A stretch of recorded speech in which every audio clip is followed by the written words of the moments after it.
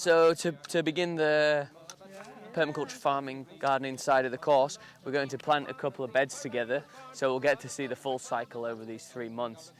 It's what I would call another succession in this garden, because we've got lots of greens already growing, but because they've been going now through the cold season, if it warms up, suddenly this will start to bolt and go to seed. So we're planting another younger succession so that the team can see the progress of the crop throughout the whole of the course. We've already got the plants ready in the greenhouse to go. They're really strong plants, and we will start some more from seed for the next succession, because we need to keep planting every month to 2 months so that we've got constantly fresh greens and herbs.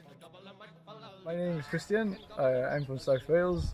I'm on the permaculture course, which started a few days ago, and it's going to last for a few more months. Today we're just digging up 2 beds. We're doing 1 bed with a machine, with a rotavator, and 1 bed by hand, by board fork and garden fork, just to compare the 2 methods, with regards to how much labour is involved using the machine, and also comparing the sort of results of how each bed is once the work has been done on it, which will hopefully mean that by the end of the day, after lunch, we'll be able to put some plants into the ground, into the beds that we just dug.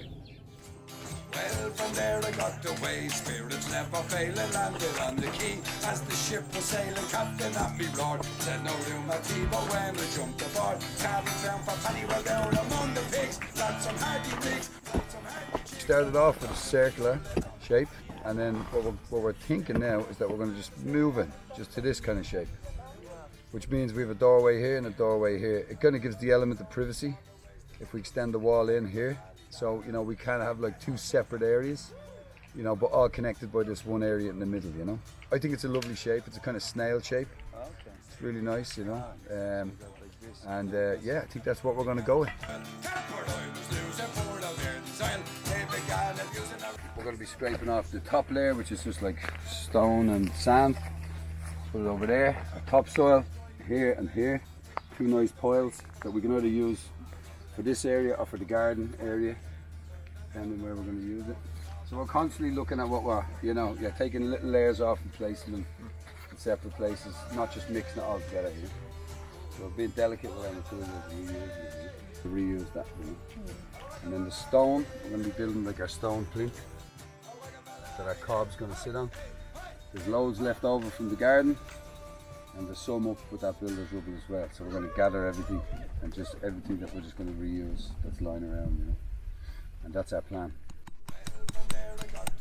The one thing that's always almost impossible to explain about choosing to build an eco home is that you're so provided for. You always get just what you need, and it comes in the most strangest ways.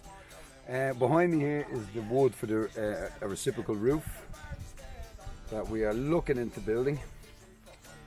We are, again, what they say with eco homes is that the materials build the home, and we've been given these, so we're going to try a reciprocal roof. If they don't work, we may have to just do a hip roof, but these come from an old finca that was taken down just down the road, which includes from our foundations up to our roof. Now we've got foundation rubble for free off an old building project.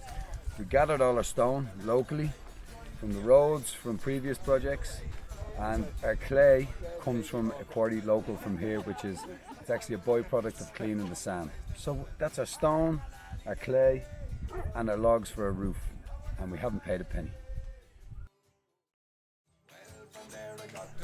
Here today we are looking at the soil samples from different areas of this site. We have been taking samples from the front garden, from an area which is more downslope, and from an area which is not vegetated at all. We're looking at the different particle sizes at the different sites, comparing the soil texture. We are as well measuring the pH and going in depth with how nutrients are cycled in these soils. Hi, I'm Nadia. I am the lead teacher of the theory here at the Permaculture and EcoBuilding course.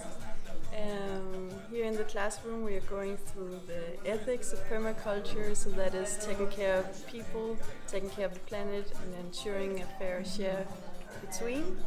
And as well we are going through the permaculture principles, learning how to work with nature, observing the patterns around in nature and using those in our design projects.